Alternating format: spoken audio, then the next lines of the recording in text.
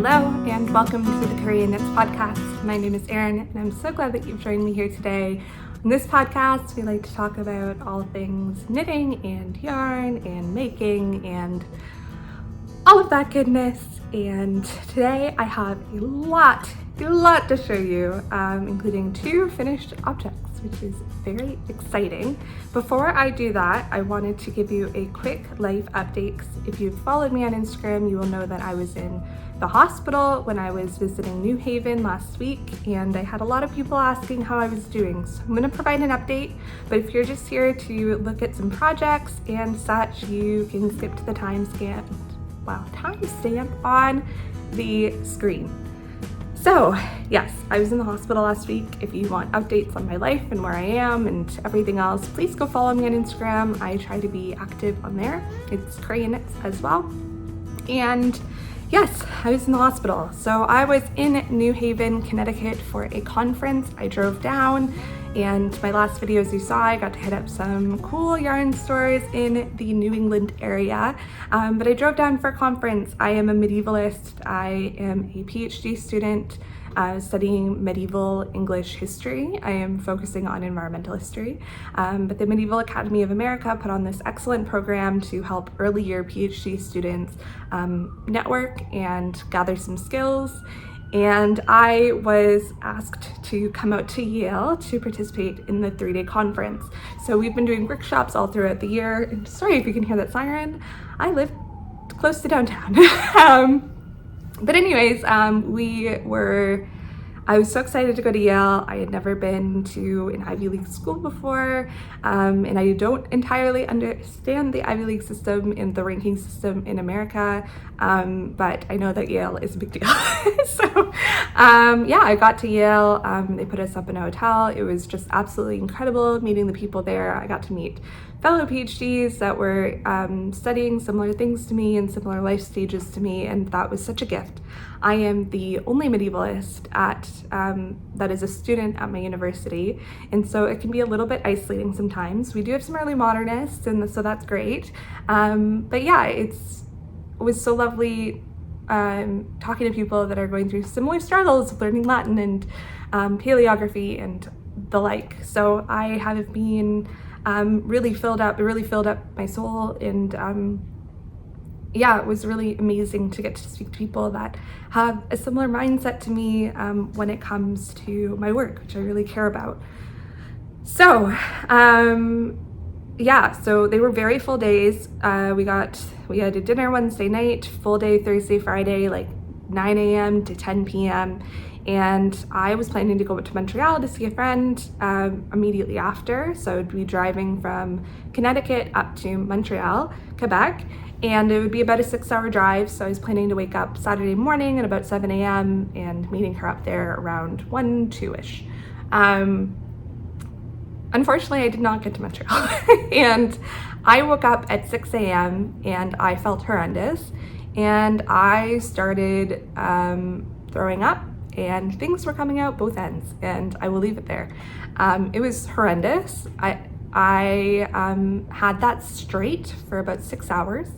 During that time, I called down to reception to say, hey, I'm feeling horrendous. Can you please give me more time in this room? And they said that they could extend it till 12 for me, which is very kind. And I managed to pack my bags somehow in between toilet visits. And I hobbled my way out of that hotel. I went to reception, dropped off my keys, went to my car, and I was repeating the mantra of you can do hard things. I thought, like most other vomiting sessions I've had, that you get it all out and then you start to feel better. And unfortunately, I felt worse, a lot worse. I was sitting in my car contemplating what to do, and ultimately decided that almost everything must be out of my system by that point, and so I would just start driving. And I started my car, I circulated the parking lot and went back to my parking space because I realized at that point that I could not drive. I was dizzy. I then parked my car, and the motion of the car made me sick again, so I went out to a garbage pail. And then called my husband, very distressed, and he said, you need to go into the hotel and see if you can get another night because you're in no state to drive. And so I went into the hotel and they did not have any space available. And they said that they did have space in a sister hotel, but that's the best that they could do for me. And I went and hid in their bathroom for about a half hour, and then went out to my car and laid down in the back seat and called my husband, extremely upset. And he said, you just gotta do what you gotta do. Like, just find water, find some crackers or some toast, and figure it out, and I'm here to support you. And I tried to sit up, and I realized I couldn't barely sit up, and I couldn't stand by that point. I was so dehydrated, I could not stand up, and there was no one around me that could help. I was alone, and I called 911. And I've never had to call 911 for myself before. I asked for an ambulance. They sent both an ambulance and the fire department. The fire department left when they found me. It took them a while to find me because I was in a parking garage, and they had me sit up and like yell out of my car. They put me on a stretcher and put me on fluids right away. Yeah, it was pretty horrific. They sent me to the hospital and they gave me a lot more fluids. They gave me anti-nausea medication. I don't even know all the medications that they put in, but they put in at least 3 to 4 different things into my IV. And I was there for about 6 hours, during which time they gave me a COVID test, they gave me a blood test and a bunch of other things. And almost all my vitals were completely fine, which is great to hear, except for my heartbeat was up at like 160, 170 for about 2 hours straight. So they thought there was something wrong with my heart. They were really concerned, but once the pain meds and the anti-nausea and fluids started going in, my heart rate settled back down to normal, which for me is around 60, I think. I can check my watch, but I'm pretty sure it's around 60 is normal for me, my resting heart rate. 59, I was pretty close. So I settled back down. So yeah, I was having trouble breathing just because my heart rate was so high, and I have asthma and anxiety, and it was just a mess of a situation. And so I started to feel a little bit better. And they came around and gave me some crackers about 5 to 6 hours in, after I'd finished the whole of my saline bag. And they said, if you can keep this down, you're free to go. And I was eating the crackers, and they came around and they said, we think you have COVID, and so you need to leave. And I was extremely upset because I just had COVID like 6 weeks before, and it's just annoying. I was like, oh my gosh, I'm one of those people that ended up in the hospital from COVID now. I'm a statistic. I mean, we're all a statistic, but that's what goes through your head. And so, yeah, all through this time, my phone was dying. So my husband was panicking, and I was panicking that my phone would die and I wouldn't be able to reach him. My husband booked me a hotel outside of town. Sorry, I just had a coughing attack, which I hopefully edited out, but sometimes you drink your water weird and sounds like you're dying all over again. And he's like, you're just gonna have to make your way there. So with the last 2% of my battery, I double masked up. I got in an Uber back to the hotel. Thankfully, they hadn't towed my car because I had not paid for it to stay there for another day. And I drove the 20 minutes, all while on the phone with my husband. Him encouraged me the whole way. He was amazing. He was ready to book a flight to come and save me. And I'm glad he didn't have to. So I got to the hotel. I slept for 16 hours straight. I got up and I drove the 10 hours home. It took me almost the whole 10 hours to eat a single bagel. But I ate the bagel, I kept it down, and I have been fine ever since, other than some fatigue. I got home and immediately tested for COVID, and I was COVID negative. And I have been COVID negative with every single test I've taken since, including one at a pharmacy. So I don't know if I ever did have COVID. I have some theories. I had COVID a couple months ago, or not a couple weeks ago, like I said. So I wonder if their PCR tests are stronger than our at-home tests. I have been suffering with some long COVID symptoms, so I'm wondering if there's still residual COVID in my system. My understanding is that I'm not contagious, but I actually don't know. I've been masking since I got back. whenever I'm out in public, which we should all be doing anyway, but I think we've all had fatigue and we've laxed a little bit. And yeah, it was an interesting adventure. I'm glad to be home. I don't have any travel, at least until the new year, which is exciting. I've never been so excited to not travel. Traveling this past year has been such a blessing, but I am so thankful to be back home and to be staying home, because as much as I love being other places, the travel is stressful, and I am someone who loves a long road trip, but I never realized how isolating it can truly be when you're doing it solo and something of an emergency situation happens. I'm very thankful to the American hospital system. It's quite different than the Canadian system. Obviously, they don't have public health care, and I am afraid to see that bill. I think I'm insured, but I'm very intrigued to see it and terrified. It was so fast. I'll give them that. By the time I got to the hospital, I was within a room within 10 minutes, which is the fastest I have ever gotten into the emergency room. And yeah, I will say there's some weird quirks, like they come around and they get all your information for billing. They were extremely distressed that I didn't have a, what do you call it in the States? Social security number. And I didn't have a zip code. And I gave them my postal code and they're like, oh, it's just numbers. And I'm like, well, I don't have numbers. So yeah, that was, took a while to figure it out. And they also asked me my religious preference, which I thought was extremely odd. I guess maybe if they need to bring in like someone to have a religious experience with you at the end.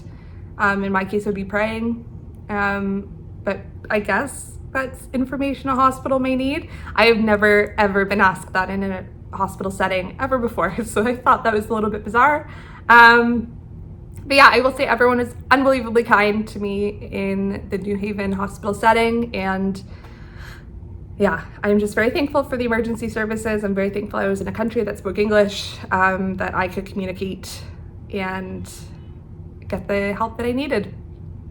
So yeah, I guess we'll get into the yarny goodness, but thank you all for your well wishes. It was, yeah, a pretty traumatic experience for me to go through, but your well wishes. I was scrolling through them at the hotel right before I went to bed, and I was so thankful for all of you. So thank you for being here. I really appreciate it. And let's get into what you actually clicked on for, which is the yarn. And we'll start with some finished objects. So let's start with the more exciting of the finished objects, and it is the snow crocus. Oh my gosh, it is done. We've got 1 sleeve and 2 sleeve and finishing, and I am so excited to have this done. So this is a pattern by Midori Hirose. It's called the Snow Crocus, and yeah, it has cables, more cables.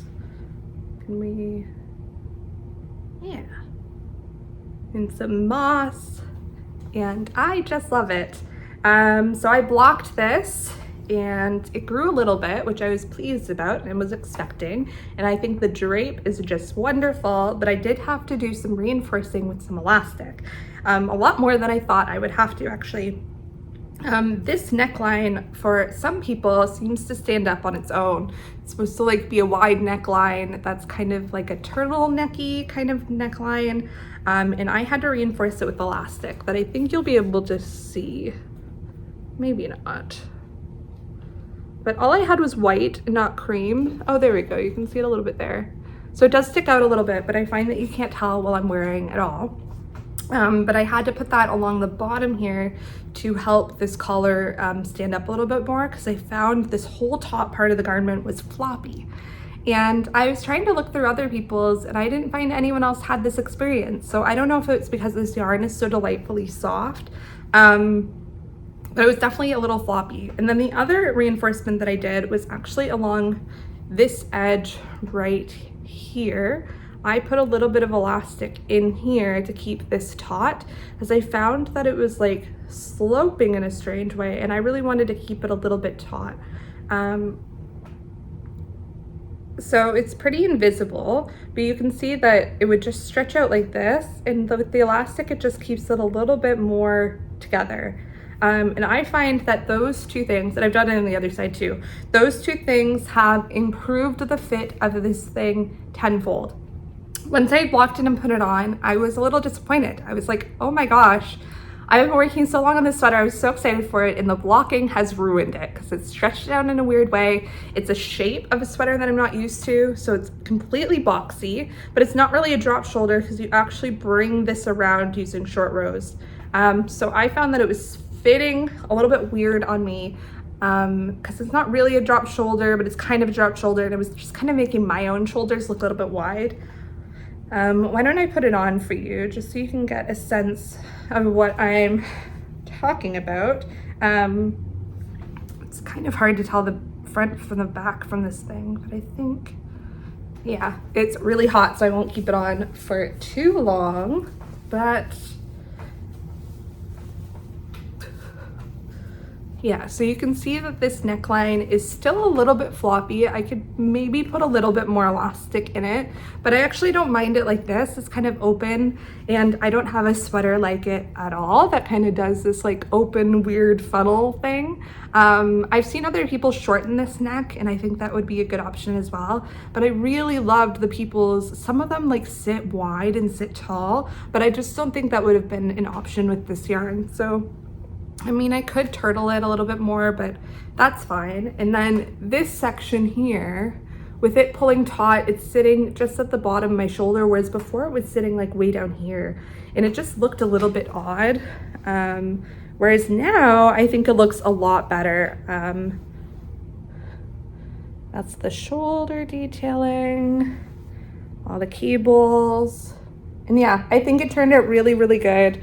It sits kind of right at my waistline, and yeah, I don't know. I don't have a whole lot else to say. This was knit in Blue Sky Fibers Woolstock worsted yarn, and it is a yarn that I've fallen in love with. The knitting with it is delightful. The feel of it is amazing. I've already bought it in a charcoal color, and I hope to make many more projects with it. But if this project has taught me anything, is that this yarn has a ton of drape. It's 100% wool, but I will say that with the drape, it kind of acts a little bit like alpaca. So I would keep that in mind if you're looking to knit with this yarn, is that while I think it can handle structure fine, it will have a lot of drape. So you may need to reinforce if you're doing a more structural knit, or if you want something to fit in a very specific way. But yeah, I don't regret choosing this yarn. I think it turned out lovely. But yeah, just a little warning on the collar, I guess mostly, is it is super wide, and I'm just not sure that suits everyone and suits every yarn. So yeah. Anyways, I love this project. I would definitely consider making it again and trying to just do a round neck on it. I don't know how easy that would be to amend. I don't remember how this pattern starts, if I'm being honest, but yeah. And I did not make any amendments to this pattern. If you want to hear me talk a little bit more about the pattern itself and the fact it's like 60 something pages, you can check out my last episodes. I talk a little bit more about that, but I am so glad to have that as a finished object, and hopefully the weather will cool down a little bit to enable me to wear it. I have one more finished object, and it is one that you have not seen yet. I was really wanting a project that I could get quickly off the needles. The one thing with summer knits is that they are all on super small needles and are a little bit fiddly, and for a lot of reasons, I'm just not getting anything done right now. And so I was just really wanting to get a finished object off my needles, and I wanted to cast something on. So my go-to when I want that is one of these. It's a bandana cowl. The pattern is by Purl Soho, and it is just a simple cowl. I don't know if that's showing off properly. It is in this stunning color. It's washing out a little bit on the screen actually. I would say in person it's a lot darker. Oh, this is closer to the actual color. It's like a dark purpley brown, which is one of my favorite colors. and it has a beautiful silvery sheen going through it. So when you wear it, because of the shape of it, it really works well with jackets that kind of close a little bit lower down, and it just peeks out. And I don't love the look of it on its own. I don't think I'd ever wear it on its own, but with jackets in the winter, it is excellent. I wear my other two literally all the time. I would love to make more. I think they add so much to your winter coat. They add a little bit of a pop of color, or a pop of not color if you prefer, but I just adore these things. I wear them to death in the winter, or at least I did last winter. Last winter was my first winter as a knitter, so I'm excited to be entering my second. But anyways, so let's talk about the yarn that I use. So first, I need to reskein this up. I used this. This is Lichen in Lace, which is a Canadian brand based out of, I think, New Brunswick. And this is their superwash merino worsted. It's 100% superwash merino, 150 grams to 200 yards. And it is in the shade Black Walnut.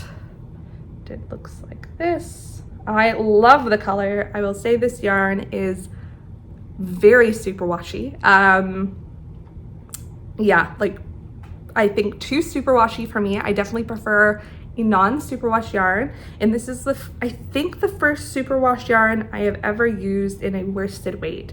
So I don't know if the worsted weight yarn allows it to like soak up more of the superwashing solution, but I find this almost feels like synthetic, and it was fine to work with. I really love how it is in the finished object. It'll make it so much easier to wash and whatever else. And it dried super fast. I was really impressed. But yeah, I don't think I would go with this yarn again for that reason only. I will say that it's resulted in some beautiful colors. There were a lot of colors at the yarn store that I went to get this that I was really in love with. So anyways, I have paired it with a mohair. This is a mohair that I picked up, I think while I was in London. I don't remember which one it was, but it looks like this, and that's where that silver sheen is coming from. This yarn is stunning. I would love to have so much more of this yarn. This is by far my favorite mohair that I've ever knit with. I love it, and it is from Onion. It is their Silk Kid mohair, and it is 40% mulberry silk and 60% super kid mohair. That's what the label looks like. Come on. Oh, there we go. I think this is the first thing I've ever used from Onion yarns, and it's left a great impression. I think it's probably the increased silk content that makes this mohair feel divine. I am obsessed. I love it. It is just like the sheen on it, the color on it, the feel of it. I got it on sale. I think full price. It is definitely a premium brand of mohair, but I adore it. I think it is so nice. Yeah, so if you can get your hands on this, I would highly, highly, highly recommend it. It is, yeah, by far the best mohair I've ever used in my life. I don't know, maybe for Christmas, I will treat myself to a sweater's quantity of this yarn with something else, but I am so in love with it. And yeah, I really hope I can use it again. I actually think that I have enough of these guys to make a matching hat. So I might do that. I think I'll probably do a modified Musselburgh hat, where it's a top-down hat, and you usually make a tube. Actually, I've got one to show, so why don't I show you that, and I'll show you what I do for modifications on it. Okay, moving on to whips. This first whip I had cast on to bring to New Haven with me as something that I could just knit in the round, and my go-to for that is always a Musselburgh hat, and look at those colors. Oh my goodness. Yeah, I'm in love with this yarn. It is so nice. And a Musselburgh hat is knit from the top down, and you make a tube and you close it at the bottom, and then you kind of stuff it in on itself. I've shown them before. It is my favorite hat pattern. I just love having one on my needles. This, I think, is the tightest gauge I've ever made one at. But yeah, I adore it. This is the skein I'm using caked up. It's a little bit messy because I traveled with it. But yeah, so I had gotten this. This is the one skein that I traded myself to at Stephen and Penelope. Okay, so this is a yarn brand that is new to me that I've never heard of before, and it is called the Urban Purl, and their label looks like that. And it is their Luxe High Twist Sock yarn. It is 80% superwash merino and 20% silk.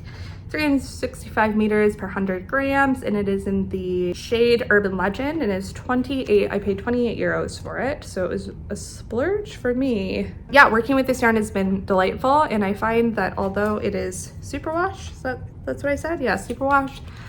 It is not the same plasticky feeling superwash as the other one. So modifications. So I am not modifying this one, but if I were to make the other one, when I do a modified Musselburgh, I go from the top down, and then when I get to an appropriate length, I just do ribbing and finishing off like a more standard hat. And that is how I modify the Musselburgh if I don't have enough yarn to do the full shebang. And I'm going to be showing you all of the different kinds of Musselburghs that I've made in my next I think what will be next released on this feed, in which I'm going to be going through my holiday knits, what I'm planning to knit, and what I suggest that you give a go for knitting as well.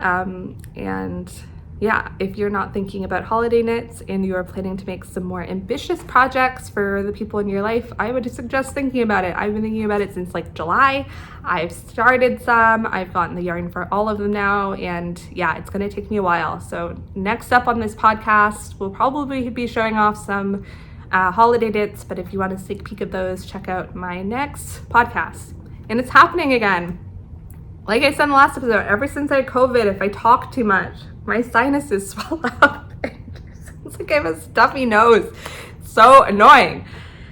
Anyways, so yeah, I don't think I have much more to say about this Musselburgh. It is a pretty standard pattern for me. I don't even have to look at it anymore other than to check the gauge at the beginning. It is part of Ysolda's Teague's, that's the designer, her swatchless hat set. So I think they have 4 hats that are, you don't have to swatch before doing them. You swatch as you're going because you start from the top down. So I would highly suggest, the Musselburgh is the only one I've tried, but I would highly suggest checking them out. I think it is a cool concept, and I'm obsessed. I love them. And I think that it is a brilliant pattern and well worth the buy. Let's move on to something that you've seen before. So I won't talk too much about this. This guy has been sitting in a bag most of the time, to be honest. I've been focused on other things, so I won't talk about this too much, but this is my, oh my gosh, sweater number 15 by My Favorite Things Knitwear. It is an all over cabled drop shoulder sweater, and I have joined in the round since and not gone too much further. I find that the rows are so long now that I think that oh my gosh, look at this tangle. I am going to have to focus on this project, and I am just focused on other things right now. So yeah, I don't know when the next time I will show this is, but I did want to bring this out to just note that the after this and one other pattern which I have already bought, I don't think I will be making any more of My Favorite Things Knitwear's patterns until I see a change in her attitude towards inclusive sizing. Recently a fellow creative, I don't know if she'd want to be talked about on here, so I'm not going to mention her name, but a fellow creative on Instagram had reached out to ask her what her plan was to include more inclusive sizing in her size range, and Louise, who is the designer behind My Favorite Things, had basically said, it's hard being a small designer and we don't have the capacity to do that right now. I'm paraphrasing it. It's pretty easy to find if you look around on Instagram, and I was really disappointed by that reaction. I think of like the 2 big Danish designers as My Favorite Things and PetiteKnit. In PetiteKnit, I have at least seen some action towards including more inclusive sizes, whereas I was disappointed by My Favorite Things Knitwear. I will say that this particular pattern, sweater number 15, does have, and a lot of her patterns do, a huge amount of positive ease. I think like 30 centimeters. So I am actually knitting the size 2, which is the equivalent of a small, and I haven't been a small since high school. So I will say, if you are someone that is plus size, you might be able to get away with some of the sizing that she has included on a lot of her patterns, because of the enormous positive ease that she includes. If you are okay with having less positive ease, I find that people that are my size and larger often don't want as much positive ease as people who are smaller, just because we tend to be drowned in our sweaters a little bit, and that's not always a look, especially if you're like me. I am usually like a small pants or small top, big pants kind of person. I find that suits my body type a little bit better, and so yeah, having a big oversized sweater is not always what I am looking for. So yeah, I would really encourage My Favorite Things, if you ever see this, to include more inclusive sizing. I think it's really shitty that plus size people are choosing to and amazingly making things in our community, and not only do they have to struggle to find things in stores, they also have to struggle to find something that they can make themselves. So frustrating. And yeah, as someone who's small fat that benefits from being able to fit into most straight size stores, it just enrages me, and I feel like I need to use my voice to add to this conversation, to just encourage designers to be able to make more inclusive patterns. And in the future, I will be making an effort to vote with my dollar. It is something that I shamefully have not paid a lot of attention to in my patterns, and I should. And so I am going to be making an action moving forward to only be buying from designers that are size inclusive. Not to mention that like people who are larger have to buy more yarn, so it's like more cost prohibitive. It's really annoying. So it's like, can you give people a break? Like, if you're not making a minimum of 9 to 10 sizes, what are you even doing? Like, I don't. Anyways, I have a little bit more grace for smaller designers, I will say. I'm testing for a designer. She has 5 sizes. I think she had said in her call that she was willing to do more. There just weren't people to test them. And that I completely understand. Like, if you're a designer and you can't find people to test your sizes, and you have them ready, but you don't feel comfortable putting them up for sale until they've been tested, but you're willing to give them to people who want to test them, is it annoying for people to have to constantly test to be able to get their size? Yes. But also, like, I get it, and so that I have a little bit more grace for. It's the big designers that have a team behind them, or even if they don't have a team behind them, are extremely well established in the industry, that can't be bothered to make an effort to include more sizes. That's what I'm really calling out here, and that's what I see as just unacceptable in my perspective. So anyways, I will get off my soapbox now. Soapbox? Milk box?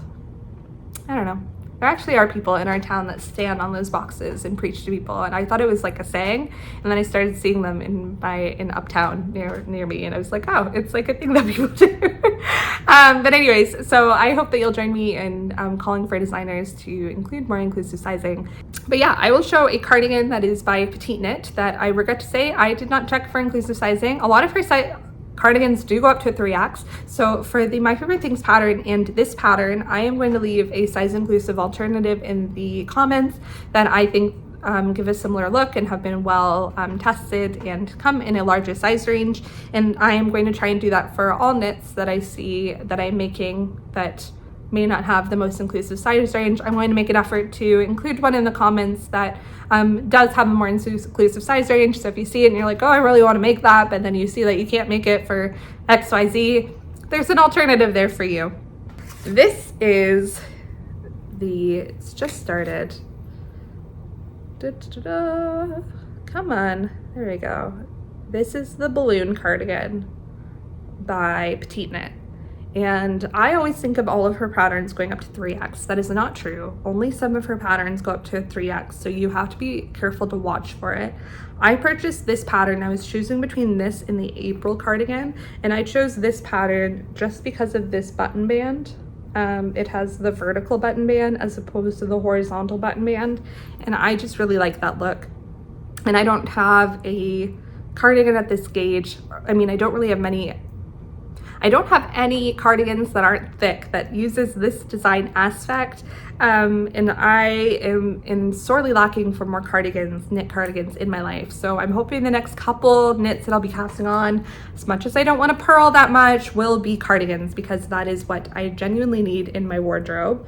And yeah, I really love the way that it's looking so far. I adore the fabric that it's making. It has just a little bit of a halo. I am just growing more and more and more in love with this yarn as I go. And this is, did I grab some sample skeins? No, I didn't. So I'll just have to show you them here. This is Knitting for Olive. Their merino in their mohair. I got this at their flagship store in Copenhagen. This one here is Kit Putty, and this one here is Marzipan. And I love the way that they're coming out together. Yeah, so I was shocked when I got this pattern and I was looking up to see what size. I bought it without even looking at the sizing, to be honest with you. I was just looking at the gauge. And so I purchased it and I got it, and I was looking at my size and I was like, it only goes up to an XL. And I would technically be an XL. I'm making it with a little bit less positive ease, which is what I usually do, to be honest. So I'm knitting the size large, but I would be an XL. And like, I'm not small, but I'm not large. Like, it's very frustrating to me. If I am the top of the size range, you're doing something wrong. Like, I don't know what to tell you. I'm a size 10, 12. Like, don't be stupid. Yeah, so I am making this cardigan. I'm going to find an alternative to put it in the comments. I am really enjoying the pattern. It is a very typical PetiteKnit pattern in that she doesn't really hold your hand through it. I mean, the biggest thing that I've taken away from this is I'm obsessed with the fabric that this is coming out. It is so luxe, so amazing. And this might start my Knitting for Olive addiction with these two yarns, because it is divine. Like, feeling this compared to my sweater number 15, which is also in a fingering and mohair combination. That one's in our Vedett and the Drops Kid Silk. It is so different. I am interested to see how they block out. I did not do proper swatching for either of them because I'm a terrible knitter. I am excited to wear this cardigan more than anything else. The knitting is a lot of purling, but the excitement to be able to wear this thing, I am over the moon. I am so in love with it. And I hope to be able to make more in that combination, especially if it blocks out well. But I mean, the amount of people that love that combination, I'm sure they love it for a reason. So I'm excited to get my hands on something in that combination as well. Let's move on to my two summer knits. The first of which you have seen many times before, so I will not go too long on this, but this is the Riento tank. I think it's the Riento top, actually. And it is by Sari Nordlund. It is a beautiful summer top that has the option to make a tank, which is what I am doing, or you could make puff sleeves coming out of the sides here. I am not as big of a fan of the look of the puff sleeve option, but a lot of people have done it that way and really seem to enjoy the look of it. But I am just going for the tank option. One of the other reasons I went for the tank option is because I knew I would run out of yarn. This is in Sandnesgarn Lina or Line. I've heard it said both ways, and I have run out, which is why it is on a barber cord, and I've stopped here. I basically just have the edging to go. It is pretty much long enough for me to be of a cropped length. So the sweater has ribbing all along all of the edges. I am thinking about leaving this neckline raw because I actually quite like the way it looks as is. I might do that. But I had mentioned in the last podcast, for various reasons, I cannot get my hands on the color of Sandnesgarn Lina or Line that I need. Many, like at least 6 of you, I think, reached out and offered to send it to me. So thank you. That is unbelievably generous of you. First person who mentioned out had said that her daughter, she's from Norway. Almost all of you who reached out were from Norway. So hello to Norway. Thank you. You're now the nicest country in my eyes. I would love to visit. I was so sad that I couldn't find a way out there when I was over in Scandinavia earlier this year, but I'm hoping to go to Norway on a trip at some point in my life. It looks stunning. The first person who mentioned out had said her daughter was in Canada and was coming to visit, and she would send a skein with her so that shipping would be a little bit more cost effective within Canada. So I said, can I send you something in return? And she was very generous. So no pressure. If it doesn't work out, you forget, whatever, no pressure, but thank you anyway. Thank you to everyone who reached out, for even the thought, for thinking of me. The other thing is that I went into a local-ish yarn store to me, Galt House of Yarn in Cambridge, Ontario, and they had 10, I had talked about this last episode, they just got 10 new colors of this yarn in, and none of them were light beige, of course. So annoying. So I actually went in there to look at their white color, and I was looking to see if I made the edging white, how would it look? And I actually didn't think it would look too bad, but I was getting the advice of the person who was in there, and she was making a face. And so I don't think she thought it would have looked good. But she did say that she might be able to order it in for me. So she is checking with her provider, and she might actually get it ordered in for me here, which I implored that she would do that for me. So thank you. So hopefully between one of these two ways, I can get the final skein, and I will have this ready just in time for winter, which, you know, is when you want to be wearing a linen cotton blend. But anyways, I will have it for next summer, and I really, really love this knit. I cannot wait to wear it. I think it is turning out so nice, and the drape of it is amazing. The color of it is so beautiful. I will say that while I was in the yarn store, I did not buy yarn. I was good. But the colors of the Sandiskar and Lena or line were stunning. If they go on sale, I cannot promise that I will not buy some, especially the orange and the green color. So beautiful. I think that they would make absolutely beautiful summer knits for next year, and this might be my new favorite summer yarn. I love it.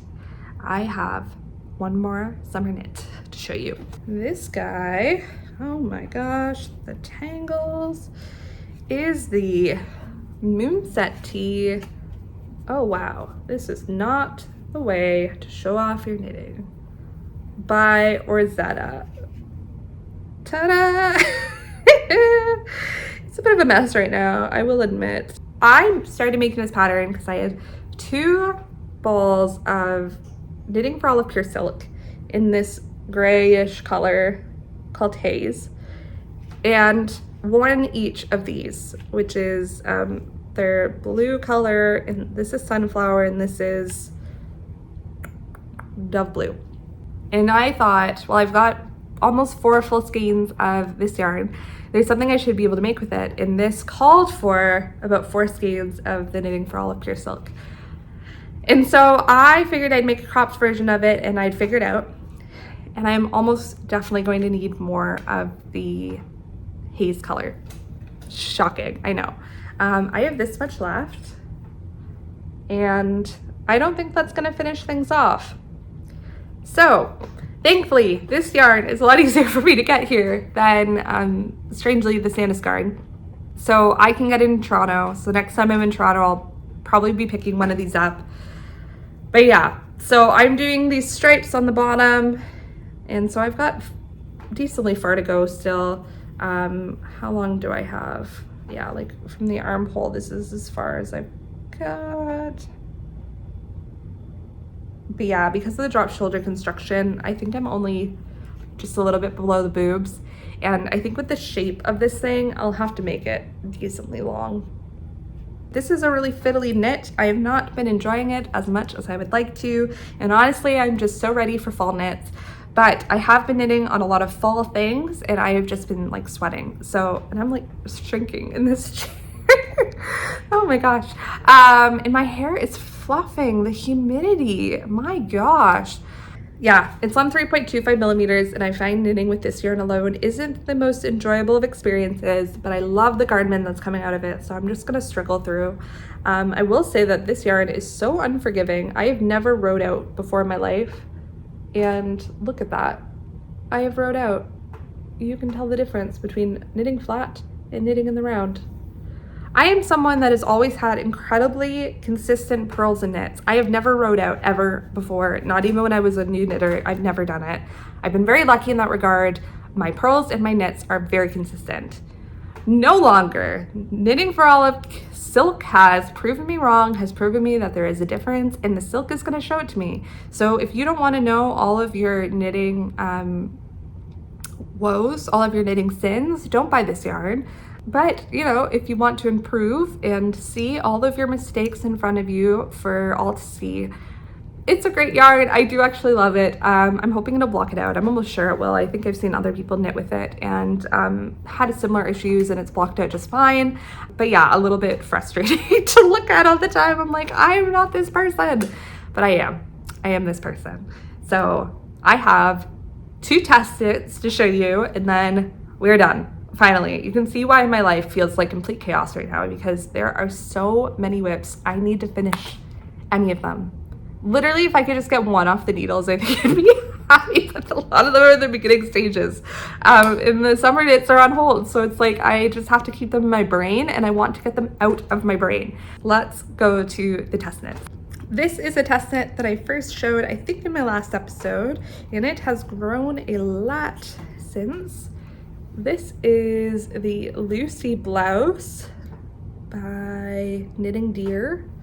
It is a mohair sweater that kind of crosses over like this.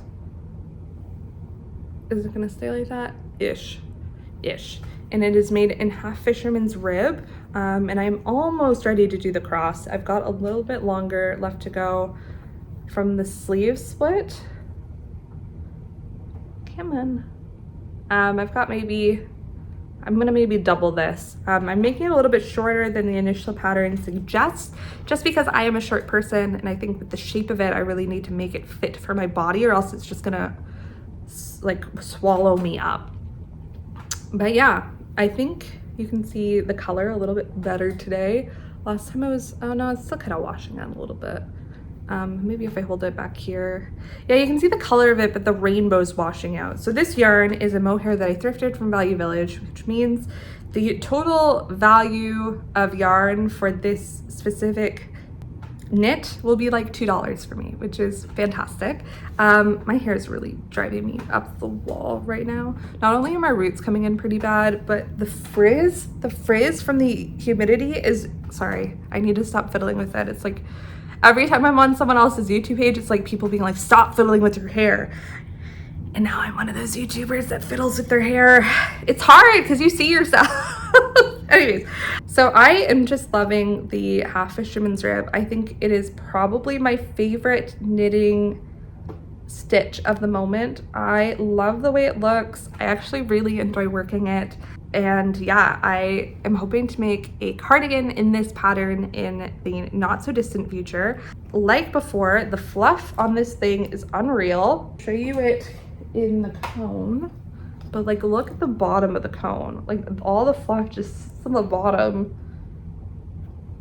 So yeah, I've got 2 of these. There's no way I'm gonna even use half of it up.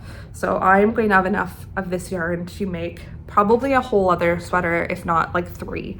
I have so much of it, which is a blessing and a curse, because now I have to find something to do with it, and I can't have like 50 sweaters that match this, and who's gonna gift a whole mohair sweater to someone? No one's gonna wear this. So I'm hoping to shave this down a little bit. So if anyone has tips on how to shave your mohair sweaters down, let me know. I'm gonna experiment a little bit when I'm done with it, but I am really enjoying this knit. I think I have to have it finished by mid-September, which is coming up faster than I would like to admit. So I need to get moving on that a little bit, especially because it has long sleeves. But I think I'm almost on the body. I think I can finish the body this week. But because it is in half fisherman's rib, every single one of those stitches that you saw were actually 2 rows. So it takes a while to get through. But I'm enjoying it, so that's fine. I am just a little bit curious about the wearability of the garment, so I am interested to see when all of this is said and done how much I actually wear it. I love the color, I love the shape. I just don't think I'm gonna love a all mohair garment, but you have to experiment to figure these kinds of things out, and I am very thankful to be on this test knit. The community has been lovely, the designer has been lovely, and yeah, it's been a really great pattern so far. So I'll keep you updated on when that comes out and anything that goes on with that, I'll let you know. And hopefully next time I'll have the body done so I can like try it on and see what it's looking like, what it's feeling like, because I am very curious to find out for myself. I've got one more whip. It is also a test knit, and it is this beauty. This is the Pippin sweater. That probably shows it off best, by the Knit Purl Girl. Sophie from the Knit Purl Girl. I am very happily testing this sweater for her. It is called the Pippin sweater. It has a folded over neckline and is a raglan with this texture, and it is at very early stages. As you can tell, it looks ridiculous on me. And I am knitting it in this beautiful fun yellow color. It's like a fall yellow as opposed to a summer yellow, which I actually really like. Yeah, and it's been a fantastic knit so far. I have forgotten how much I miss just knitting a whole garment in the round. Although this does include some pearls, that's how you get this texture. It's really not that bad. There's a lot of just knitting in the round, and the pattern itself is super easy to memorize. The increases. I just love this pattern. I think it's fantastic. I obviously haven't finished it yet, but people who are farther than me, it looks really good on them. And I saw Sophie wearing it in person and it looked amazing on her, and that's when I knew I had to get my hands on this pattern. It is graded, I think, to 9 sizes, which is always lovely to see. And I am knitting it in this yarn. It is called Jagger Spun or Jaeger Spun. It looks like this. It is in their mainline base and their 3/8, and it is in their color curry, and it is 332 yards. It is a sport weight yarn. So the pattern itself actually calls for a DK weight yarn, but Sophie had said that it was actually a lighter DK, and because the gauge is so tight, it's knit on I think 4mm needles, but the gauge itself is really tight, and I am a looser knitter, and so I figured, and based on what other people on the test knit were saying, I started this a bit later. I started this about a week later than everyone else because of the trip and the fiasco. I figured I'd just go down to a sport weight, and I picked this yarn up at Webb's, and I've been really impressed with it so far. I really like the fabric that it's coming out with. It's like a very traditional woolly feel. I would say it's kind of cusping, that's not the word I'm looking for, but I can't remember it right now. It is right in between like a rough wool and a soft wool. I wouldn't call this a soft wool by any means, but it's not like a lopey. It's just like a good kind of work. It feels kind of workhorsey. It's great. It's kind of the yarn that I really like to work with. I think as long as it wears well, I will definitely be looking to get some more of this. I really like it. It seems to be a smaller spinner in Maine. I just followed them on Instagram. They have some really cool colorways and really cool bases. But yeah, it just seems like incredibly workable, wearable yarn that they sell. And so I got this on sale at Webb's when I was there, and it was like $5 a skein, I think, and I got 4 of them. So this sweater will be $20 when all is said and done. $20 American, so like 26-ish dollars Canadian, which is I think really good for a sweater. I was shocked. You can see in my last video, but Webb's had some amazing prices, and I feel like I'm late to the game in not knowing much about them at all. But anyways, I think that's all I have to show you today. I kind of flew past a lot of those end ones, but we're coming up on an hour and I don't even have any acquisitions to show you. So like how did we get here? Chaos is how we got here. Thank you so much for watching. I don't have any acquisitions. I'm hoping to not have acquisitions for, no, that's a lie. I made an order with Wool Warehouse. I made an order with Wool Warehouse. They had a drop sale and I bought only yarn that I'm gifting with. So it is not yarn for me. It is yarn for my gift knits. I am planning to make a knit for everyone in my family. And my sister wants a cardigan. My mom wants a whole ass blanket. And my dad wants he just asked for a hat, but I'm gonna make him some convertible mitts. And then my husband, for his birthday, I'm making him a cardigan. So I need lots of yarn for all the projects, and I'm putting a lot of thought into like what they're willing to wear, how rough they're willing to have next to skin. They're not like wool people. So I realized that for my sister and my dad, I did not actually have the yarn in stash to be able to make them the things that they wanted. So I had to buy it, and Wool Warehouse had a sale. The one thing, I've never ordered from them before, the one thing I'm interested to see is if they charge duties when it gets to Canada. So I will let you know and update you on that. But I think that's all I have to say. I am hoping, if you are planning into the future, I am hoping to be at the Paris, Ontario Woolstock Festival this October. And if enough of you say that you're coming out, maybe we could do a little meetup. I know that Paris, Ontario isn't like a very centrally located place. It's about an hour from me. But yeah, it seems to have a lot of vendors and it seems to be a really cool place to go. And it's in October, so hopefully we can wear like fall knits. And that sounds great. So if you are planning to be there, please let me know in the comments below and maybe I'll plan something for us to meet somewhere. If you've been before, I think this is the first one that they're doing since COVID. I might be wrong on that. But yeah, I'm very excited to go and check it out and hopefully not buy a lot of yarn because I have too much. But I just want to be there and I want to see the sheeps and all. I think they have like knitting competitions and things, and so I'm super excited to see other people's knits as well and to get to talk to some Canadian yarn makers, because I am always looking to hold up some Canadian yarns. I've got some in my stash. I'm excited to knit on them. Yeah, so thank you so much for watching. Please let me know in the comments what you are knitting on. I am always so curious and you all give me such inspiration. And thank you for being along this journey with me. While I was putting out the last video, we hit 1,000 subscribers on here. So thank you so much for being here. You all have changed my life. I've never had an online community before, and so it has been such a joy to have one. And be able to talk to people and talk across podcasts and talk in comments, and it has just added such a joy into my life, and I have you all to thank for it, so thank you. And yeah, I hope to see you next time. Bye.